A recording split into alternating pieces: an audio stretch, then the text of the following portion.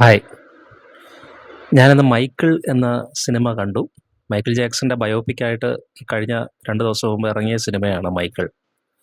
Michael ജാക്സണിന് പ്രത്യേകിച്ചൊരു ഇൻട്രൊഡക്ഷൻ്റെ ആവശ്യമില്ല. നമുക്കറിയാം.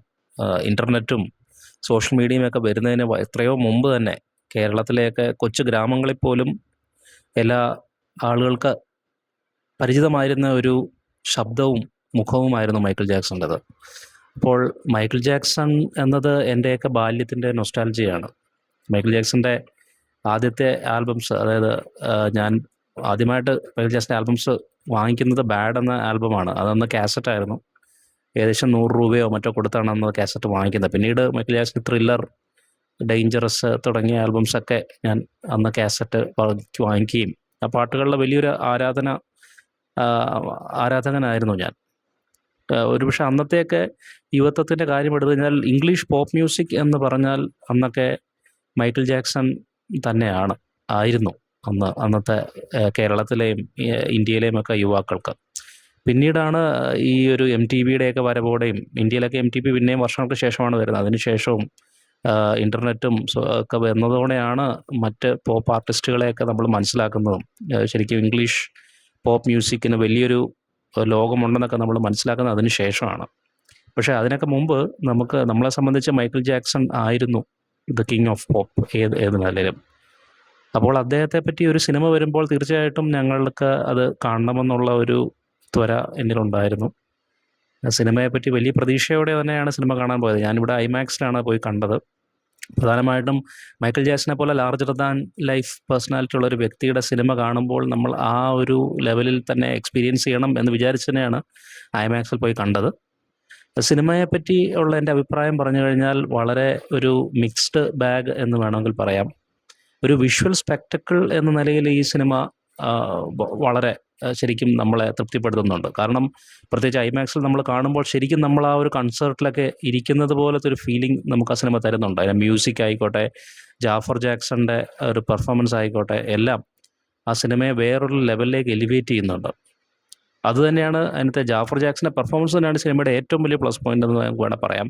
ജാഫർ മൈക്കിൾ ജാക്സനായി മാറിയിട്ടുണ്ട്. നമ്മൾ ആ ട്രെയിലറിലൊക്കെ കണ്ടതിൽ നിന്നും വളരെ വ്യത്യസ്തമാണ്. ശരിക്കും ട്രെയിലറിൽ എനിക്ക് അത്രയും ഒരു ഫീലിംഗ് തോന്നിയില്ലെങ്കിലും പക്ഷേ ശരിക്കുള്ള സിനിമയിൽ അദ്ദേഹത്തിൻ്റെ ആ ഒരു ട്രാൻസ്ഫോർമേഷൻ, അതായത് മൈക്കിൾ വളരെ ഷൈ ആയിട്ടുള്ള ഒരു കുട്ടിയിൽ നിന്നും വലിയ ഒരു ലോകത്തിലെ ഏറ്റവും വലിയൊരു പോപ്പ് ആർട്ടിസ്റ്റായി മാറുന്നതിനുള്ള ആ ട്രാൻസ്ഫോർമേഷൻ വളരെ ഭംഗിയായിട്ട് തന്നെ ജാഫർ ജാക്സൺ കൈകാര്യം ചെയ്തു വന്നിട്ടുണ്ട്. മൈക്കിൾ ജാക്സൺ ചില സോങ് സീക്വൻസസ് ഒക്കെ കാണിക്കുന്ന സമയത്ത് മൈക്കിൾ ജാക്സണിൽ നിന്ന് വേർതിരിച്ചറിയാൻ പറ്റാത്ത ലെവലിലുള്ള ഒരു പെർഫോമൻസ് അദ്ദേഹത്തിൽ നിന്നും നമുക്ക് കാണാൻ സാധിക്കുന്നുണ്ട്. പക്ഷേ സിനിമയുടെ നെഗറ്റീവ്സിലേക്ക് വന്നു കഴിഞ്ഞാൽ പ്രധാനമായിട്ടും ഒന്നാമത്തെ കാര്യം എന്ന് പറയുന്നത്, ഈ സിനിമ പ്രധാനമായിട്ട് അവലംബിച്ചിരിക്കുന്നത് എനിക്ക് മനസ്സിലാകുന്നത് മൈക്കിൾ ജാക്സന്റെ തന്നെ ആത്മകഥയായിട്ടുള്ള 'മൂൺ വാക്ക്' എന്ന പുസ്തകത്തെയാണ്. ഈ 'മൂൺ വാക്ക്' എന്ന പുസ്തകം പ്രധാനമായിട്ടും മൈക്കിൾ ജാക്സന്റെ കരിയറിൻ്റെ 1960-കൾ മുതൽ 1988 വരെയുള്ളൊരു കാലഘട്ടമാണ് ആ ഒരു പുസ്തകം ചർച്ച ചെയ്യുന്നത്. അതുകൊണ്ട് ഈ സിനിമയും ഏതാണ്ട് ആ ഒരു കാലഘട്ടം മാത്രമാണ് എടുത്ത് ചർച്ച ചെയ്യപ്പെട്ടിരിക്കുന്നത്. അതുകൊണ്ട് അത് മൈക്കിൾ ജാക്സന്റെ ഏറ്റവും പ്രൊലിഫിക്കായ ഒരു കാലഘട്ടമാണെന്ന് പറയാം. എങ്കിലും ആ ഒരു കാലഘട്ടത്തിൽ നിന്നും മൈക്കിൾ ജാക്സന്റെ വിവാദപരമായിട്ടുള്ള ഒരു കാലഘട്ടം, ആ കാലഘട്ടത്തിന് ശേഷം വരുന്ന, അതായത് 90-കൾക്ക് ശേഷം ലൈംഗിക ആരോപണവും മറ്റ് പലതരത്തിലുള്ള വിവാദങ്ങളിലുമൊക്കെ മൈക്കിൾ ജാക്സൺ പെട്ടതും ഒക്കെ ഒന്നും ഈ സിനിമയിൽ എക്സ്പ്ലോർ ചെയ്യപ്പെട്ട് കണ്ടില്ല. വളരെയധികം സംഭവങ്ങൾ മീഡിയയിൽ, കാരണം മൈക്കിൾ ജാക്സന്റെ ജീവിതം എന്ന് പറയുന്നത് അദ്ദേഹത്തിൻ്റെ ബാല്യം മുതൽ അദ്ദേഹത്തിൻ്റെ മരണം വരെയുള്ള ജീവിതം എന്ന് പറയുന്നത് എല്ലാം മീഡിയയ്ക്ക് ഒരു തുറന്ന പുസ്തകമായിരുന്നു. ആ ഒരു കാലഘട്ടത്തിൽ അദ്ദേഹം പലതരത്തിലുള്ള വിവാദങ്ങളിൽ പെട്ടിട്ടുണ്ട്. അപ്പം നമുക്ക് തന്നെ അറിയാവുന്ന അദ്ദേഹത്തിൻ്റെ ലൈംഗിക ആരോപണ വിവാദം, അത് പീഡോഫിലിയ ഒക്കെ ഉള്ളൊരു കേസ് വന്നിരുന്നു.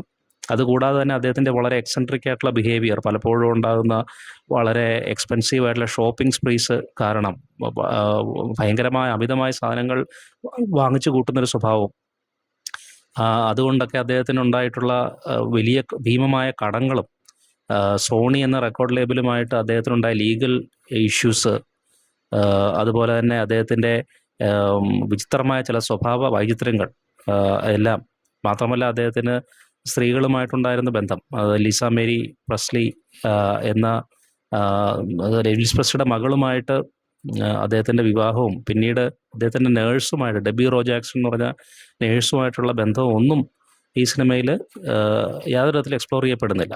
പ്രധാനമായിട്ട് ഈ സിനിമ ഫോക്കസ് ചെയ്യുന്നത് അദ്ദേഹത്തിൻ്റെ ഫാമിലിയിൽ അദ്ദേഹത്തിൻ്റെ അച്ഛനുമായിട്ടുള്ള ഒരു കോൺഫ്ലിക്റ്റാണ്. അപ്പോൾ അത് തന്നെയാണ് ഈ മൂൺ വാക്ക് എന്ന പുസ്തകത്തിലും പ്രധാനമായിട്ടും വന്നിരിക്കുന്നത്. അദ്ദേഹത്തിൻ്റെ പ്രധാനമായും അദ്ദേഹം എന്നും പറഞ്ഞിട്ടുള്ളത്, ഇൻ്റർവ്യൂകളിലൊക്കെ പറഞ്ഞിട്ടുള്ളത് പറഞ്ഞാൽ അദ്ദേഹത്തിൻ്റെ അച്ഛൻ്റെ ക്രൂരമായിട്ടുള്ള ശിക്ഷണവും വളരെ ചെറുപ്പത്തിലെ തന്നെ പോപ്പ് മ്യൂസിക് രംഗത്തേക്ക് വന്നതുകൊണ്ട് അദ്ദേഹത്തിൻ്റെ ബാല്യം നഷ്ടമായി പോവുകയും അത് അദ്ദേഹത്തിന് വല്ലാത്ത ഒരു മാനസിക ആഘാതം ഉണ്ടായിട്ടുണ്ടെന്നും അദ്ദേഹം പലതവണ ഇൻ്റർവ്യൂകളിലും ഒക്കെ പറഞ്ഞിട്ടുണ്ട്. അപ്പോൾ പ്രധാനമായി ആ ഒരു സംഭവത്തെയാണ് സിനിമ പിടിച്ചിരിക്കുന്നത്. അച്ഛനുമായിട്ടുള്ള കോൺഫ്ലിക്റ്റും എങ്ങനെ അച്ഛനിൽ നിന്നും അച്ഛൻ്റെ ആ ഒരു കൺട്രോളിങ് സർക്കിളിൽ നിന്നും പൊട്ടിച്ച് അദ്ദേഹം എങ്ങനെ ഇൻഡിപെൻഡൻ്റ് ആയൊരു മ്യൂസീഷ്യനായി മാറുന്നു എന്നതിൻ്റെ ആ ഒരു ബേസ് ആണ് ഇവർ പ്ലോട്ടായിട്ട് എടുത്തിരിക്കുന്നത്. അതുകൊണ്ട് തന്നെ പക്ഷേ കാര്യമായി നമുക്ക് ഒരു മൈക്കിൾ ജാക്സൺ എന്ന വ്യക്തിയിലേക്കുള്ള ഒരു കൂടുതൽ നമുക്ക് ഈ സിനിമയിൽ ലഭിക്കുന്നില്ല. വളരെ പെരിഫറലായിട്ടുള്ള, അതായത് എല്ലാവരും വളരെ നന്മ നിറഞ്ഞ വ്യക്തികൾ. അദ്ദേഹത്തിൻ്റെ അച്ഛൻ മാത്രമാണ് ഈ സിനിമയിൽ ഒരു വില്ലനായിട്ട് വരുന്നത്. അദ്ദേഹത്തിൻ്റെ ബ്രദേഴ്സ് ആയിക്കോട്ടെ, അദ്ദേഹത്തിൻ്റെ റെക്കോർഡ് ലേബൽ കോൺട്രാക്ടേഴ്സും മാനേജേഴ്സും ഒക്കെ ആയിക്കോട്ടെ, എല്ലാവരെയും വളരെ വിശുദ്ധന്മാരെ പോലെ തന്നെയാണ് ഈ സിനിമയിൽ കാണിച്ചിരിക്കുന്നത്. പക്ഷേ ഇവിടെയൊക്കെ പല കോൺഫ്ലിക്ട്സും അദ്ദേഹത്തിനുണ്ട്. അദ്ദേഹത്തിൻ്റെ ഫാമിലിയിൽ തന്നെ അദ്ദേഹത്തിൻ്റെ ബ്രദേഴ്സുമായിട്ട് വരെ കോൺഫ്ലിക്ട്സ് അദ്ദേഹത്തിനുണ്ടായിരുന്നു.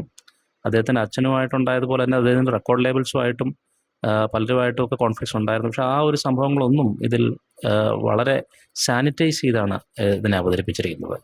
അതായത് ഒരു വളരെ വൺ സൈഡഡ് ആയിട്ടുള്ള ഒരു മൂവിയാണ് നമുക്ക് ലഭിച്ചിരിക്കുന്നത്. അതുകൊണ്ട് തന്നെ മൈക്കിൾ എന്ന വ്യക്തിയെപ്പറ്റി കൂടുതൽ എന്തെങ്കിലും അറിയണം എന്ന് കരുതിക്കൊണ്ട് ഈ സിനിമ കാണാൻ പോകുന്നവരെ നിരാശ ആക്കുക തന്നെ ചെയ്യും. പക്ഷേ ഇങ്ങനെ ന്യൂസിലൊക്കെ കേട്ടിരുന്നു, അതായത് മൈക്കിൾ ജാക്സണിൻ്റെ എസ്റ്റേറ്റ് ഈ സിനിമയുടെ എൻഡിങ്ങുമായിട്ട് ബന്ധപ്പെട്ട് ഇടപെടുകയും കുറേ ഭാഗങ്ങളൊക്കെ വീണ്ടും റീഷൂട്ട് ചെയ്യേണ്ടി വരികയും ചെയ്തു എന്ന് പറയുന്നുണ്ട്. ഒരുപക്ഷെ ഇനി ഒരു രണ്ടാം ഭാഗമായിട്ട് ഇതിൻ്റെ വിവാദപരമായ ഭാഗങ്ങളൊക്കെ ചിലപ്പോൾ സിനിമയായി വന്നേക്കാം. എങ്കിലും ഒരു പ്യുവർലി മൈക്കിൾ ജാക്സൺ എന്ന വ്യക്തി ആരാധിച്ചിരുന്നവർക്ക് അദ്ദേഹത്തിൻ്റെ ആ പഴയ കാലഘട്ടത്തിലേക്കുള്ള ഒരു നൊസ്റ്റാൾജിക് തിരിച്ചുപോക്കായിട്ട് ഈ സിനിമയെ കണ്ടു കഴിഞ്ഞാൽ തീർച്ചയായിട്ടും നിങ്ങൾക്ക് ഈ സിനിമ എൻജോയ് ചെയ്യാൻ സാധിക്കും. കാരണം അദ്ദേഹത്തിൻ്റെ വളരെ പ്രശസ്തമായ പല ഗാനങ്ങളും, beat it, Billie Jean, thriller, bad തുടങ്ങിയവയുടെയൊക്കെ പെർഫോമൻസുകൾ, പ്രത്യേകിച്ച് തിയേറ്ററിലുള്ള എക്സ്പീരിയൻസ് ഒരു വേറെ ലെവൽ തന്നെയാണ്. അതിനുവേണ്ടി മാത്രം നമുക്ക് ആ സിനിമ കാണാനും അതുപോലെ ജാഫർ ജാക്സന്റെ പെർഫോമൻസ് കാണാനും വേണ്ടി സിനിമ കാണുന്നതിൽ യാതൊരു പ്രശ്നവുമില്ല. തീർച്ചയായിട്ടും നിങ്ങൾ സിനിമ കാണാൻ പോവുകയാണെങ്കിൽ നിങ്ങൾക്ക് ഈ സിനിമ തീർച്ചയായിട്ടും എൻജോയ് ചെയ്യാൻ സാധിക്കും എന്ന് തന്നെയാണ് എനിക്ക് തോന്നുന്നത്. Thank you.